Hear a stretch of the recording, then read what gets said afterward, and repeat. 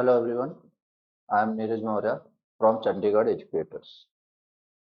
Okay, तो जैसा कि हमने लास्ट वीडियो में आपके साथ डिस्कस किया था एई का पेपर एसपीपीटी से लेई जो 2019 का पेपर था उसका पार्ट वन एक्चुअली उसमें 10 क्वेश्चंस हमने डिस्कस किए थे। तो उसी रेफरेंस में हम आगे प्रोसीड करेंगे। अच्छा, आपको इंफॉर्मेशन भी कन्वे कर देता हूँ। देखिए, ये जो हमारा कोचिंग है वो कहाँ पे है, चंडीगढ़ एजुकेटर्स यहाँ हमीरपुर में है। ठीक है, तो हम बेसिकली स्टार्ट कर रहे हैं एक नया बैच एई के लिए, जो कि 30 अगस्त से स्टार्ट हो रहा है। अगर आप अपने बेसिक्स से स्ट्रांग करके फिर आप कंपटीशन में अच्छे लेवल पे फाइट करना चाहते हैं तो आप डेमो क्लासेस ले सकते हैं, अटेंड कर सकते हैं। फिर आपको जैसा लगे, अगर आपको अच्छा लगा तो आप फर्दर कंटिन्यू कर सकते हैं। ओके, तो हमने क्वेश्चन नंबर 10 तक यहाँ पे डिस्कस किया था। इसके आगे अब हम स्टार्ट करते हैं। The number of independent KVL and KCL equation for a network with an nodes and L links our respective. तो देखिए, इसका आंसर क्या हो जाएगा, बी। ठीक है, कैसे होता है, एक्चुअली इसमें बहुत सी चीजें होती है, ट्वीट्स होता है, लिंक्स होता है, वो सारा चीज जब हम एक with the help of diagram काफी डिटेल में बताया जाता है वैसे तो। ठीक है, ओके, तो यहाँ पे क्वेश्चन नंबर 12 क्या है। Question number 12, in the RC circuit the current I T two cos 500 5000 T, the applied voltage V T is. अब देखिए, यहाँ पे जो आपको देख देख कर लग रहा है, क्या पूछा जा रहा है कि वी टी, हमें पता है V T equal to, suppose इसमें से अगर आपका करंट जा रहा है जो कि गिवन है और इसका इम्पीडेंस है दैट इज जेड, तो वी टी इक्वल टू क्या हो जाएगा, I T into Z. V T equal to I T into Z. Okay, तो अब देखिए, अगर यहाँ पे वी टी की बात करें, आई टी की वैल्यू आपको दी गई है। अच्छा, थोड़ी देर पहले थोड़ा सा आपको मैं थोड़ा सा कॉन्सेप्ट बता दूं। तो देखिए, जैसे आपने लिखा हुआ है कॉस ओमेगा टी, तो इसको हम पोलर फॉर्म में कैसे लिख सकते हैं बेसिकली, आप ये समझिए कि मान लीजिए यहाँ पे ए लिखा हुआ है, ए कॉस ओमेगा टी, तो basically this can be written as a angle 0 degree. ठीक है, सपोज ऐसे लिखा हुआ है A cos omega T minus 45, तो आप इसको कैसे लिख सकते हो, this can be written as a angle minus of 45। मतलब यहाँ पे माइनस है तो माइनस, अगर प्लस होता तो प्लस। अब इसी तरीके से अगर हम यहाँ पे बात करें कि जैसे कि आपको पता है कि phase difference between sine theta and cos theta is what, 90 degree. तो बेसिकली आपका जो साइन है वो क्या कर रहा होता है, लैग कर रहा होता है। तो साइन क्या कर रहा है, बेसिकली लैग कर रहा होता है। ठीक है, खैर, तो अब समझिए जरा, तो कॉस ओमेगा टी है यहाँ पे देखिए, तो V T can be written as in, अगर मैं ऐसे बात करूँ कि पोलर फॉर्म में, तो 2 cos 5000 टी इंटू जेड। ठीक है, सब पे डिस्कस करते हैं। तो ए आप लिख सकते हो 2 एंगल 0 डिग्री। ठीक है, अब जेड की बातें करते हैं। What is Z, Z equal to R minus J X, R minus J X. इसको हम अलग ले चलते हैं ताकि आपको कंफ्यूजन ना हो। तो अब यहाँ पे जो जेड की वैल्यू निकालते हैं, जेड की वैल्यू, आर की value 10 minus J into 1 upon omega into सी। तो यहाँ पे 10 - j 1 अपॉन ओमेगा की वैल्यू कितनी है आपके सामने, देखिए ओमेगा वही वैल्यू होगी, सो सप्लाई होगा 5000 into C. What is C, C is 20 microfarad, 20 × 10⁻⁻6, 20 × 10⁻⁻6, this is microfarad. तो अगर हम इसको सॉल्व करेंगे तो 10 - j इंटू आपका 5 × 10, 3 4 5, मतलब आपका यहाँ पे एक एक्स्ट्रा 10 बच रहा है, दैट इज 10। बेसिकली कितना हो जाएगा, 10 - 10j। This is your the value of z, the value of z, what, 10 - 10j। मतलब यहाँ पे मुझे क्या करना पड़ेगा, 10 - 10j। अगर मैं इसको भी पोलर फॉर्म में बदल लूं तो 2 ∠0, याद रखना मल्टीप्लिकेशन में और डिवीजन में हम करते हैं पोलर फॉर्म में, एडिशन और सब्ट्रैक्शन करते हैं रेक्टेंगुलर फॉर्म में। और यही सेम क्वेश्चन आया था अभी जो 8 to 9 का एग्जाम हुआ था उसमें कि एडिशन और सब्ट्रैक्शन कॉम्प्लेक्स नंबर का किस में करते हैं, तो वो बेसिकली हम करते हैं रेक्टेंगुलर फॉर्म में। क्यों? This is basically rectangular form and this is basically polar form. I hope समझ में आ रहा होगा आपको। ठीक है, तो यहाँ पे अब देखिए पहले इसको हमें पता है कि क्या है, मल्टीप्लिकेशन है, तो हमें इसको भी बदलना पड़ेगा किसमें, पोलर में।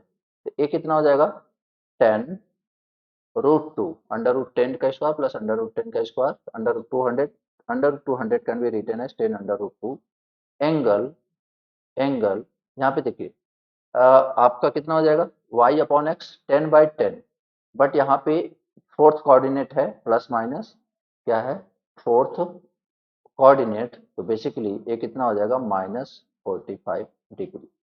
तो अब जब हम इसे सॉल्व करेंगे तो कितना हो जाएगा आपका 20√2 angle of -45 degree.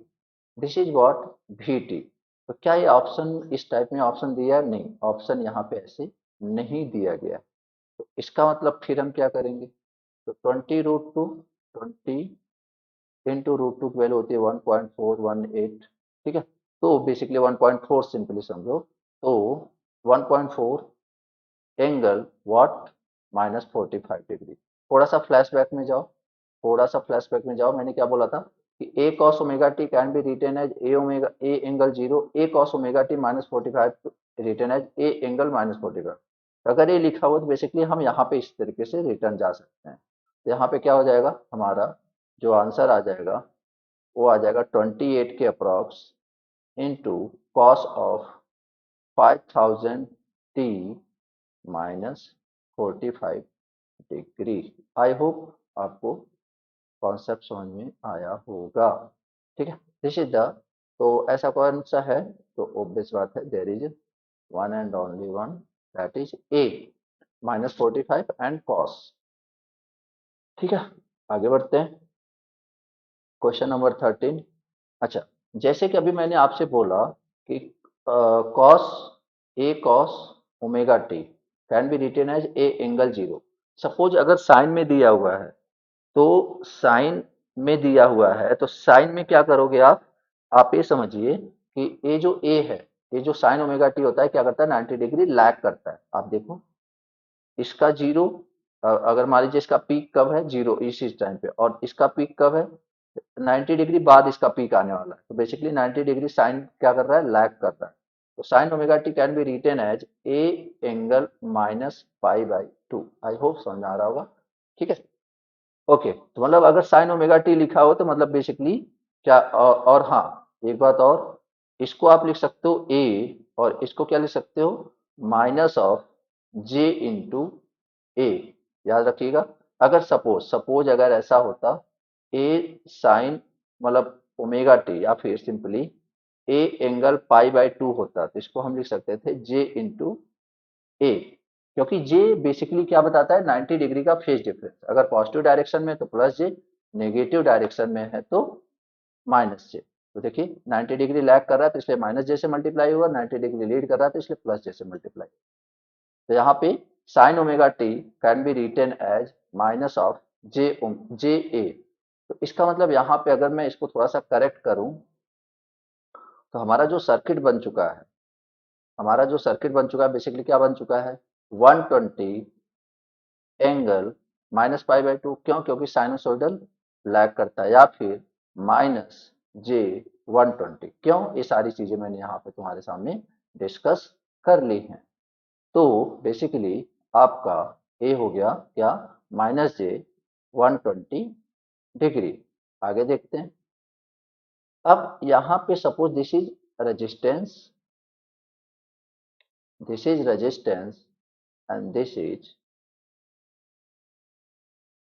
Reactance, this is reactance. तो देखिए यहाँ पे 60 ओम और यहाँ पे 60 ओम, ये क्वेश्चन में गिवन है, और यहाँ पे कितना है, -j120। कैपेसिटर की वैल्यू कितनी है, -j120। ठीक है, तो अब देखिए जरा, अब हमें इसको बेसिकली क्या करना है, सॉल्व करना है। क्या करना है, सॉल्व करना है। तो देखिए क्या पूछा है, total current. What is the total current, I1 and I2, I1 and I2। ठीक है, ओके। तो यहाँ पे अगर मैं टोटल I की बात करूं तो I1 कितना हो जाएगा, -j120 divide by 60 plus 60j, plus I2 कितना हो जाएगा, वोल्टेज मतलब total voltage divide by total impedance, -j120 divide by -j120। देखिए इम्पीडेंस है और this is supply voltage and this is the capacitive reactance. अब यहाँ पे देखते हैं क्या होता है। तो अगर मैं इसे कैंसिल कर दूं तो बेसिकली क्या बचेगा, -2j divide by 1 + j plus plus A आपका कैंसिल हो गया तो बेसिकली कितना आ गया, 1। आगे देखते हैं, -2j plus 1 + j divide by 1 + j। तो यहाँ पे 1 - j आपका आ जाएगा डिवाइड बाई 1 + j। बट हमें जो आंसर चाहिए न्यूमरेटर में कॉम्प्लेक्स नंबर नहीं चाहिए, तो 1 - j डिवाइड बाई, रेशनलाइज कर रहे हैं, 1 - j। तो यहाँ से इससे हमें फायदा क्या होने वाला है, 1 - j का होल स्क्वायर, 1 - j का whole square divide by 1 - minus मतलब -j²। फिर बेसिकली कितना हो जाएगा, 1 + 1 और j² की वैल्यू -1 -2j डिवाइड बाई कितना, 2। तो एक कैंसिल हो गया और एक कैंसिल हो गया, बेसिकली कितना आ गया, -j। या फिर -j can be also written as 0 - j। So this is your right answer. I hope आपको समझ में आया होगा। ठीक है, स्टिल कोई प्रॉब्लम है तो आप कमेंट में बता सकते हो। ठीक है, तो बेसिकली कुछ नहीं किया हुआ है, इसके अक्रॉस जितना वोल्टेज था, वोल्टेज कितना था, -j120 -j120, इसके divide by total impedance and this divide by total impedance and that will be your current. आगे देखते हैं, power dissipates in the ideal inductor is. तो आइडियल इंडक्टर में पावर तो हमेशा क्या डिसिपेट होगा, 0। चाहे आइडियल इंडक्टर हो चाहे आइडियल कैपेसिटर हो, वो पावर को डिसिपेट नहीं करते। जैसे आप ऐसे समझिए ना, जैसे मान लीजिए एक इंडक्टर है, वो क्या करता है, जब आपकी पॉजिटिव साइकिल एनर्जी हो रही होती है, तो मतलब करंट की वैल्यू क्या है, पॉजिटिव, तो उस समय बेसिकली वो करंट सोर्स से ले रहा होता है और नेगेटिव हाफ साइकिल में वापस करंट को दे रहा होता है। तो बेसिकली ये डिसिपेट नहीं कर रहे हैं, ये क्या कर रहे हैं, एक स्टोर कर रहा है, पॉजिटिव हाफ साइकिल में स्टोर कर रहा है, और जैसे ही साइकिल रिवर्स हुआ वापस सोर्स को दे देगा। ठीक है, तो पावर आइडियल कंडक्टर में जो पावर है वो डिसिपेशन क्या है, 0, चाहे आइडियल इंडक्टर हो चाहे आइडियल कैपेसिटर हो। और यही सेम क्वेश्चन पूछा था जेई में कि आइडियल कैपेसिटर का आपका पावर कितना डिसिपेट करता है, तो बेस बात है 0। The RMS value, the RMS value is defined as, क्या पूछा गया है आपसे, RMS value is defined as. एक बात समझिए, एक होता है आरएमएस वैल्यू और एक होता है एवरेज वैल्यू। एक क्या है आपका आरएमएस वैल्यू और एक क्या है आपका एवरेज वैल्यू। ठीक है, तो यहाँ पे ए यहाँ पे जो आरएमएस वैल्यू है बेसिकली वो किस पे डिपेंड करता है, और किस पे वो करता है, हीटिंग इफेक्ट पे। हीटिंग इफेक्ट का मतलब क्या है, हीटिंग इफेक्ट का मतलब क्या है, जैसे कि हमें पता है कि जो आरएमएस होता है, जैसे मैं थोड़ा सा मतलब समझाना चाह रहा हूँ। जैसे मान लीजिए ये आपका डीसी है, अगर ये डीसी वैल्यू है तो आपको पता है कि एक फिक्स करंट है 5 एम्पियर जो आ रहा है। बट अगर यही आरएमएस होता है, तो आरएमएस में क्या होता है, वो बेसिकली एसी के केस में या फिर किसी वेरिएबल करंट के केस में, तो अब आप इस समय करंट वैल्यू मैक्सिमम है, आप इसे भी नहीं बता सकते, इस समय करंट वैल्यू 0 है तो आप इसे भी नहीं बता सकते, तो मतलब एक इफेक्टिव वैल्यू आपको बताना पड़ेगा, तो that effective value is known as RMS value.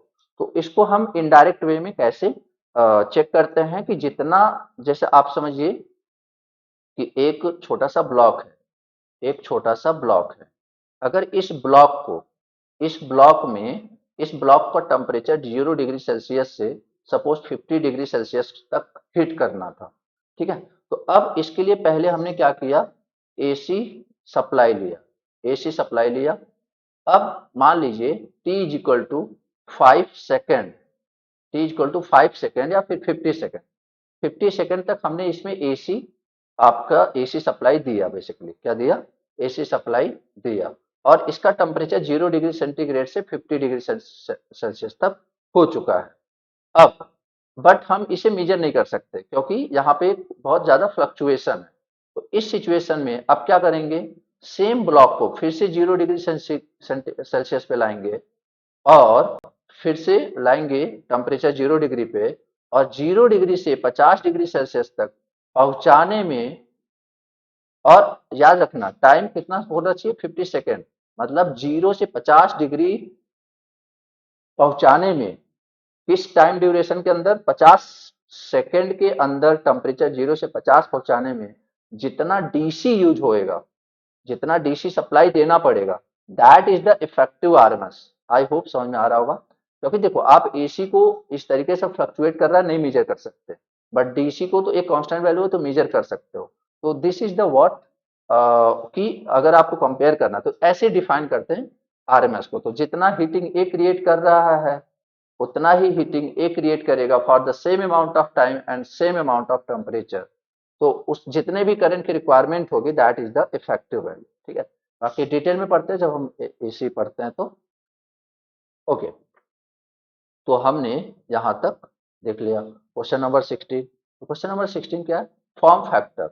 तो फॉर्म फैक्टर बेसिकली होता क्या है, what is form factor, what is form factor. Form factor होता है RMS upon average, RMS upon average. तो क्या बोला कि एक form factor is equal to peak factor. अब देखिए, अब बात आती है कि what is peak factor, what is peak factor. तो पीक फैक्टर बेसिकली क्या होता है, पीक फैक्टर होता है मैक्सिमम वैल्यू, मैक्सिमम, ठीक है, upon RMS, maximum upon RMS. अब देखिए ये तभी पॉसिबल है, ये जो peak form factor and peak factor सारे के सारे इक्वल तभी, मतलब इक्वल तभी पॉसिबल है जब RMS is equal to average is equal to maximum. ठीक हो, तीनों बराबर हों तभी ये जो आपने क्वेश्चन देखा हुआ है उस पॉसिबल है कि आरएमएस एवरेज बराबर है तो चलो एक आ जाएगा, और मैक्सिमम और आरएमएस बराबर है तो चलो एक आ जाएगा। तो इस वे में फॉर्म फैक्टर और peak factor both will be equal. तो ऐसा देखिए सिर्फ दो दो केस, जैसे ऐसा जो ये सिचुएशन है, एक तो चलो आपने डीसी सप्लाई दे दिया तो इसका आरएमएस एवरेज मैक्सिमम सब यही है इसके, बट वो डीसी सप्लाई या कांस्टेंट सप्लाई हमारे पास ऑप्शन में है। तो नेक्स्ट आपका जो वेव फॉर्म होता है that is square, that is square wave. ठीक है, तो ये जो स्क्वायर वेव है, ये जो स्क्वायर वेव है, ये जो स्क्वायर वेव है, इसमें आपका जो आरएमएस होता है, जो आरएमएस होता है, जो एवरेज होता है, जो मैक्सिमम होता है, all are same, all are same. तो याद रखिएगा स्क्वायर के लिए हमारा ये आपका फॉर्म फैक्टर और पीक फैक्टर क्या होएगा, इक्वल होएगा। आगे देखते हैं क्वेश्चन नंबर 17। तो 17 में क्या पूछा, what will be the, what will, sorry, at what frequency will an inductor of 5 milli henry have the same reactance as a capacitor. तो सेम रिएक्टेंस, समझिए जरा, सेम रिएक्टेंस, तो रिएक्टेंस मतलब X L is equal to X. कहीं ना कहीं ये basically बताना चाह रहे हैं कि हमने आपको रेजोनेंस की कंडीशन दे दी है। ठीक है, तो XL equal to XC, XL क्या होता है, ये होता है ओमेगा एल, एक्सी क्या होता है 1/ओमेगा सी। तो यहाँ पे पूछा क्या, एट व्हाट फ्रीक्वेंसी। तो बेसिकली अगर हम ओमेगा स्क्वायर को एक साइड कर दें और एल सी को एक साइड, तो basically what is omega under root L into C. But यहाँ पे देखिए आंसर किसने पूछा है, हर्ट्स में। ये जो होता है किसमें होता है, रेडियन पर सेकेंड में। तो एक गलती आप यहाँ कर सकते हो, इस चीज को थोड़ा सा ध्यान रखना। तो ओमेगा इक्वल टू 1/√LC। तो बेसिकली जो एफ है 1/2 pi under root LC, 1/2 pi under root LC। क्यों? क्योंकि ओमेगा इक्वल टू क्या होता है 2 pi into F, 2 pi into F. तो यहाँ पे देखिए 2 pi into under root L into C, L की वैल्यू 5 × 10⁻³ सी की वैल्यू 0.1 × 10⁻⁻6। क्यों? क्योंकि ये क्या है बेसिकली माइक्रो में था। ठीक है, तो अगर हम इसे सॉल्व करें, तो कितना आ जाएगा 1/2 पाई अंडर रूट में 10, देख लेते हैं कितना हो जाएगा √5 × 10⁻⁻6 एंड 3। एंड अगर एक इसका भी ले लें, मतलब काइंड ऑफ 1/10 लिख सकते हैं इसको, तो ये जाएगा तो 6 एंड 7 हो जाएगा, 7 एंड 3 दैट इज 10। तो 10⁻⁻10, 10⁻⁻10। तो अगर यहाँ पे इसको और इजी करें तो बेसिकली कितना हो जाएगा 1/2 पाई इंटू 10⁻⁻5 इंटू √5, या फिर 10⁻⁵ डिवाइड बाई 2 पाई इंटू √5। ये क्या हम निकालने की कोशिश कर रहे हैं फ्रीक्वेंसी, क्या निकालने की कोशिश कर रहे हैं फ्रीक्वेंसी। तो यहाँ पे सारे ऑप्शन किलो हर्ट्स में हैं, सारे ऑप्शन किस में हैं किलो हर्ट्स में। अच्छा, कुछ मेगा में है, कुछ गीगा में। तो देखिए चलो देख लेते हैं। तो 100 डिवाइड बाई 2 पाई √5 इंटू 10⁻³ तो यहाँ के हिसाब से अब देखते हैं अगर ये आंसर आता है कि नहीं आता है। √5 से ऊपर नीचे मल्टीप्लाई कर सकते हैं हम। तो 100 divide by 2 pi into √5 into √5 into √5 into 10⁻³ तो ये बेसिकली कितना हो गया 10, 100 डिवाइड बाई 2 पाई इंटू 10, क्योंकि रूट सॉरी हाँ, मतलब ये पूरा ही आपका 10 हो गया, क्योंकि √5 5 इंटू 10 पाई। ठीक है, 10 पाई इंटू 10⁻³ तो यहाँ पे मतलब कितना हुआ 10 डिवाइड बाई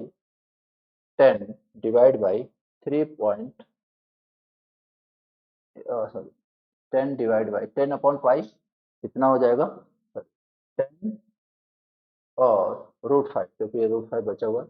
तो 10 √5 डिवाइड बाई पाई इंटू 10⁻³ तो ये कितना आ जाएगा 10 × √5 2.2 डिवाइड बाई पाई 3.14 इंटू 10⁻³ तो बेसिकली 7 के आसपास आने वाला है। और 7 किस में किलो हर्ट्स में, 7 किलो हर्ट्स में। तो अगर 7 के आसपास ही सारे आंसर हो गए फिर तो हमें और स्टेप करने पड़ेंगे। तो 7.12 किलो हर्ट्स, तो बेसिकली यहाँ पे क्या हो जाएगा आंसर डी 7.12 किलो। आई होप समझ आया होगा। आगे देखते हैं क्वेश्चन नंबर 18। तो 18 क्या है कि the two obtain wide bandwidth. तो याद रखिए क्वालिटी फैक्टर क्या होता है रेजोनेंस फ्रीक्वेंसी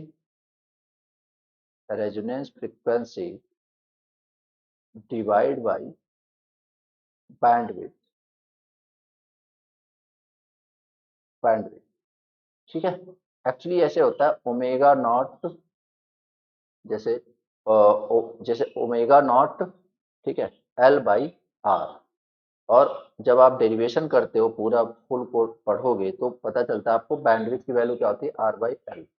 तो बेसिकली Q इक्वल टू क्या है omega naught divide by bandwidth. याद रखना बैंडविड्थ सीरीज के केस में क्या है बेसिकली यहाँ पे RL।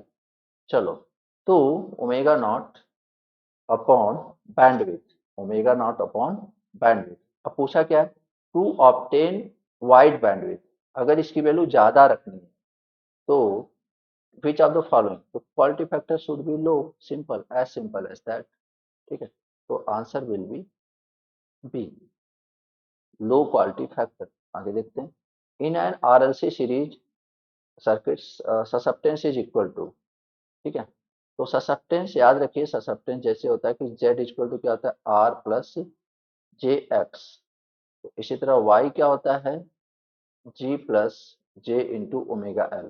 तो this is conductance, this is inductive reactance, ठीक है, and this is resistance and this is reactance. Okay, actually आप sorry sorry sorry actually G plus J B होता है and that B is known as susceptance, that B is known as susceptance, ठीक है। Okay, अब यहाँ पे देखिए आपको दिया क्या है, आपको निकालना क्या बी। तो हम एक गलती कर देते हैं कि डायरेक्ट रेसिप्रोकल लेते हैं, नहीं ऐसा नहीं करना। What is Y, one upon Z, तो one upon R plus J X. अब हमें पता है कि कॉम्प्लेक्स नंबर नीचे हमें उस फॉर्मेट में नहीं लाना है, नहीं तो हम अच्छे से चीजों को डिफाइन नहीं कर पाएंगे। उस कॉम्प्लेक्स नंबर को नीचे को हटाने के लिए क्या करना पड़ेगा, R minus J X divide by R square plus X square. और हमको पता है कि z इक्वल टू क्या होता है R square plus X square. तो बेसिकली हम यहाँ पे क्या लिख सकते हैं, ध्यान समझिए। तो y can be written as r upon R square plus X square minus J X divide by R square plus X square. तो ये जो रियल पार्ट है दैट इज कंडक्टेंस, और जो इमेजिनरी पार्ट है दैट इज ससेप्टेंस। तो basically susceptance can be written as X upon R square plus X square या फिर X upon Z square. This is your susceptance inductive. तो यहाँ पे ससेप्टेंस बेसिकली क्या हो जाएगा देख लीजिए आपका X upon Z square. So answer will be C, answer will be C. I hope समझ में आया होगा। Okay, question number 20, the RMS value of the voltage is this one. तो आरएमएस इफेक्टिव आरएमएस क्या होता है, अंडर रूट आरएमएस वन का whole square plus RMS two का whole square plus RMS three का होल स्क्वायर। तो देखिए ये आपका जो आरएमएस वैल्यू है ये बेसिकली इफेक्टिव वैल्यू होती है। जैसे कि एक सोर्स सर्किट में दो तीन सोर्सेस साथ लगे तो what is the effective value. तो देखिए यहाँ पे क्या है कि हमें पता है कि पहले पहले सोर्स मतलब डीसी सोर्स का RMS value equal to average value equal to maximum value. तो बेसिकली कितना हो जाएगा, बेसिकली कितना हो जाएगा 9 या फिर 3 का स्क्वायर, 3 का स्क्वायर दूसरे का। अब देखिए अब ये जो एक बेसिकली दिस इज साइनोसोइडल, और साइनोसोइडल की आरएमएस क्या होती है maximum, maximum divide by root two. तो 4 डिवाइड बाय रूट टू का होल स्क्वायर। अब इसको सॉल्व कर लेते हैं, कितना आ जाता है 9 प्लस 16/2 दैट इज 8, मतलब under root 17, under root 17 is the right answer, under root 17, ठीक है। आगे देखते हैं, Q factor of a series RLC circuit, Q factor is series bandwidth is this one. तो देखो अभी कुछ देर पहली बात हुई थी क्यू इक्वल टू क्या, resonance frequency, resonance frequency divide by bandwidth. Resonance frequency किसने में दिया है 10 में, बैंडविड्थ किसमें दिया 5 में। ये बेसिकली कितना हो जाएगा 2, आंसर विल बी बी। आगे देखते हैं, अब इसमें क्या है, three equal impedance are first connected in delta, ठीक है। सबसे पहले हम डेल्टा में कनेक्ट कर देते हैं, ठीक है, पहले हम डेल्टा में कनेक्ट कर देते हैं और डेल्टा में कनेक्ट करके कोशिश करते हैं सारा कुछ निकालने की। डेल्टा में कनेक्ट करके पावर निकाल लेते हैं, फेज वोल्टेज, मतलब इस तरीके से, ठीक है। हमें पता है डेल्टा के लिए line voltage is equal two phase voltage, और सारे के सारे बैलेंस है, ठीक है। तो अब देखिए अगर आपसे कोई पूछे what is the total power dissipated, तो आप क्या बोलोगे, एक ब्रांच का पावर कितना हो जाता है, वी स्क्वायर बाई आर वाले फॉर्मूले से क्या लगाएंगे, बेसिकली वी फेज का whole square divide by Z. या फिर क्या बोल सकते हैं, वी एल का square divide by Z. This is the power consumed in one branch. तो यहाँ पे कितने ब्रांचेज हैं, 3। तो क्या हो जाएगा, 3 V line square divide by Z. Suppose this is P, suppose this is P, ठीक है। This is the power consumed in delta connection. अब इसको हम यहां पे रखते हैं और हम लेते हैं स्टार कनेक्शन।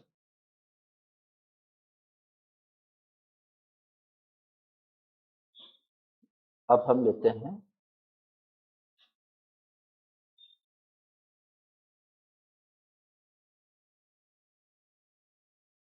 Star connection.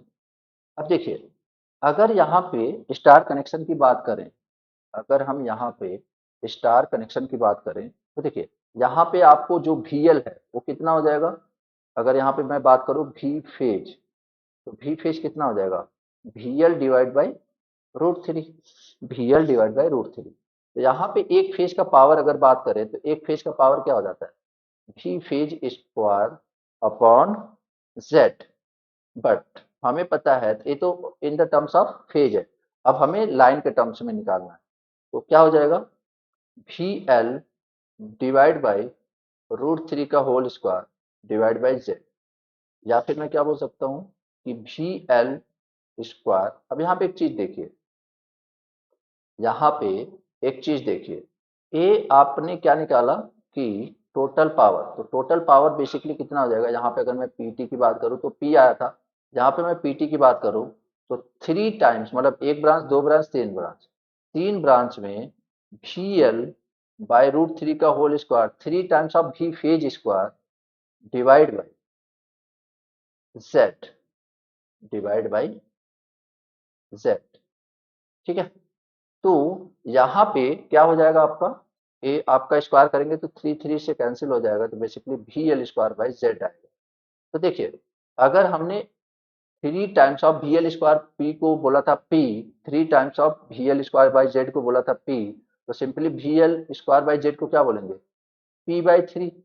क्योंकि अब वही ना कि जैसे अगर मान लो इसमें इसमें तो ए बेसिकली किसके लिए हो गया, किसके लिए हो गया, स्टार के लिए। और डेल्टा के लिए बेसिकली कितना पावर आया था, VL² बाई जेड इंटू 3। और इधर आप मल्टीप्लाई करोगे 3 से तो ये हो जाएगा। तो एक किसके लिए हो गया, डेल्टा के लिए, इसके लिए, डेल्टा के लिए। तो हम क्या देख रहे हैं, डेल्टा में पावर जितना भी कंज्यूम होता है स्टार में उसका 1/3 होगा। बट कंडीशन इज दैट कि सेम रेजिस्टेंस, जैसे जेड जेड जेड यहाँ पे भी कनेक्टेड है किसमें, जेड जेड एंड जेड। एक क्वेश्चन और फ्रेम होता है, एक क्वेश्चन, हालांकि टाइम बहुत ज्यादा लग जाएगा, एक क्वेश्चन और फ्रेम होता है, आप उस पर सोचना, ठीक है। एक्चुअली एक क्वेश्चन और फ्रेम होता है कि अगर आपका ऑलरेडी डेल्टा कनेक्टेड है तो उसको पहले कन्वर्जन कर रहे हैं, कि मतलब जैसे आपको पता है अगर डेल्टा से स्टार हो रहा है तो बेसिकली जितना भी जेड है जेड डिवाइड बाई 3 हो जाता है। या फिर स्टार से डेल्टा हो रहा है तो जितना भी जेड है that should be multiplied by with 3Z। तो वो एक अलग पैटर्न का क्वेश्चन होता है, उस मतलब इसी के जैसा ही होता है, उसमें थोड़ा सा अलग कॉन्सेप्ट यूज होते हैं, ठीक है। आई होप ये समझ में आ गया होगा। तो क्या बोल रहे हैं, पावर कंज्यूम्ड विल बी 1/3, ठीक है। आगे देखते हैं, 3 phase 4 wire system supplies what star sorry power balance star connected load, the current in is in phase, the current in the neutral wire will be। तो देखिए बैलेंस्ड, पहले word देखिए, balance star connected load. तो ठीक है, कोई भी हो, होता क्या है कि जब IR plus IY plus IB, ये तीन आपके लाइन है, दैट इज इक्वल टू होता है IN। मतलब जितना तीनों में करंट आ रहा है, जैसे स्टार कनेक्शन है, मैं दिखा देता हूँ थोड़ा सा, स्टार कनेक्शन है तो जितना भी इन तीनों में करंट आ रहा है या फिर यहाँ से जा रहा है बेसिकली, तो यहाँ पे जो ब्रांच होएगी, अगर इसमें फॉल्ट होएगा तभी यहाँ पे इस ब्रांच में करंट आएगी। अदरवाइज बैलेंस कंडीशन में जब 120 डिग्री का फेज डिफरेंस रहेगा तो इन दोनों का रिजल्टेंट इसके बराबर होएगा और ये आपस में कैंसिल आउट कर देंगे, मतलब न्यूट्रल में कोई करंट नहीं जाएगा। बट याद रखना अंडर बैलेंस कंडीशन, इसी के लिए हम एक पावर सिस्टम में पूरा सब्जेक्ट ही पढ़ेंगे, फॉल्ट एनालिसिस, ठीक है। तो अंडर नॉर्मल कंडीशन हमारा जो न्यूट्रल करंट होता है कोई करंट कैरी नहीं करता। सो आंसर विल बी डी। आगे देखते हैं, A three-phase, three-wire supply fed a star-connected load consisting of three equal resistors. ठीक है, स्टार कनेक्टेड लोड क्या बोला जा रहा है, स्टार कनेक्टेड लोड, जब ये स्टार कनेक्टेड लोड है, समझिए जरा मुझे बात को, अगर ये स्टार कनेक्टेड लोड है, ठीक है, तो यहाँ पे सबका रजिस्टर होएगा, सबका रजिस्टर है, क्या बोला गया है कि three equal resistor, if one of the resistor is to be removed, तो then what is the reduction in power as compare to original power, ठीक है, ओके। तो सबसे पहले हम क्या करते हैं, पावर निकालते हैं।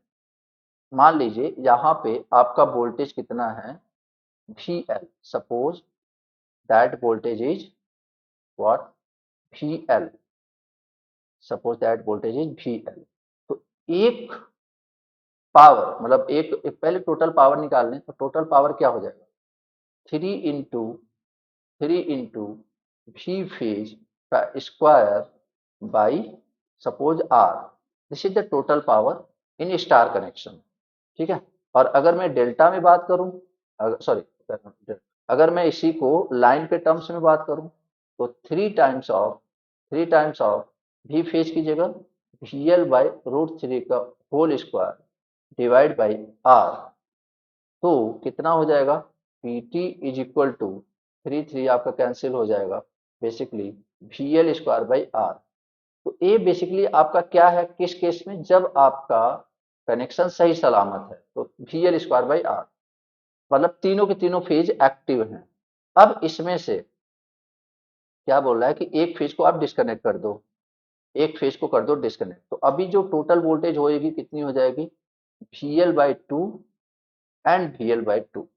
तो अभी इस केस में जो पावर होएगा वो क्या हो जाएगा, ध्यान से देखो, पावर क्या हो जाएगा, PT इज इक्वल टू, यहाँ पे वोल्टेज VL/2 था, तो बेसिकली यहाँ पे कितना हो जाएगा, या फिर ऐसे समझो कि दूसरे तरीके से समझो कि सपोज ये आर है, तो इस पूरे वोल्टेज के क्रॉस कितना, VL² divide by R+R, that is 2R।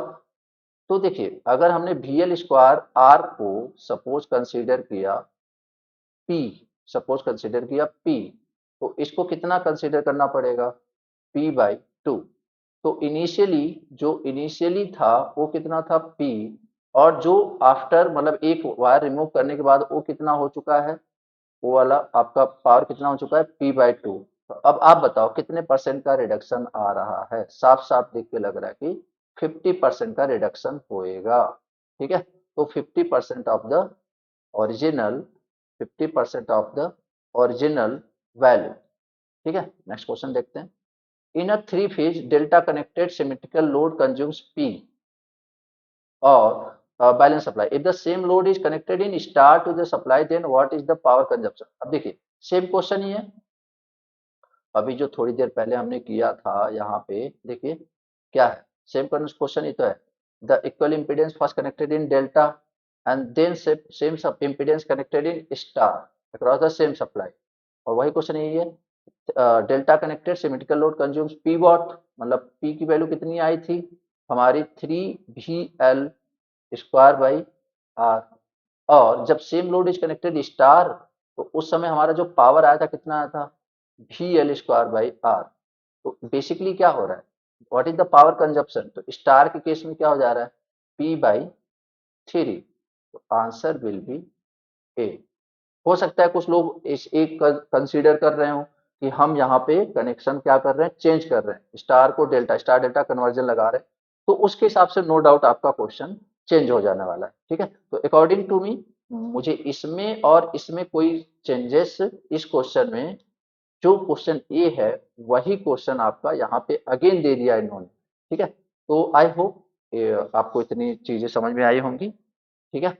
Still कोई डाउट है किसी क्वेश्चन में तो आप जरूर सजेस्ट कर सकते हैं, बता सकते हैं कमेंट बॉक्स में, ठीक है। ओके, बाकी हाँ अगेन से फिर से याद दिला दूं, अगर आप ऑफलाइन बैच ज्वाइन करना चाहते हैं एई का या फिर जेई का कोई सा भी, आप हमीरपुर में जो हमारा ब्रांच है वहां पे आप कांटेक्ट कर सकते हैं। ठीक है, ओके, थैंक यू एवरीवन।